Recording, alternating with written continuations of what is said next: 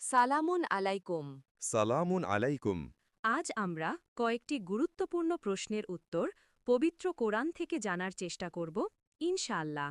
ইনশাআল্লাহ।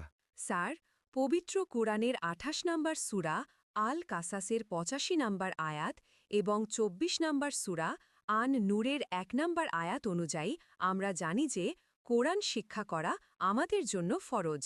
হ্যাঁ, অবশ্যই। মহান আল্লাহ রব্বুল আলামিন কোরআন শিক্ষা করা আমাদের জন্য ফরজ করে দিয়েছেন এবং ৭৩ নম্বর সূরা মুজাম্মিলের ৪ নম্বর আয়াত থেকে আমরা জানতে পারি যে পবিত্র কোরআন ধীরে ধীরে ও স্পষ্টভাবে পড়তে হবে।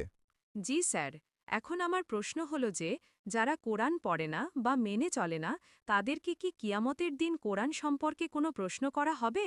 ধন্যবাদ। খুব গুরুত্বপূর্ণ একটি প্রশ্ন করেছেন ম্যাম। হ্যাঁ, অবশ্যই কিয়ামতের দিন তাদেরকে প্রশ্ন করা হবে। এ সম্পর্কে পবিত্র কোরআন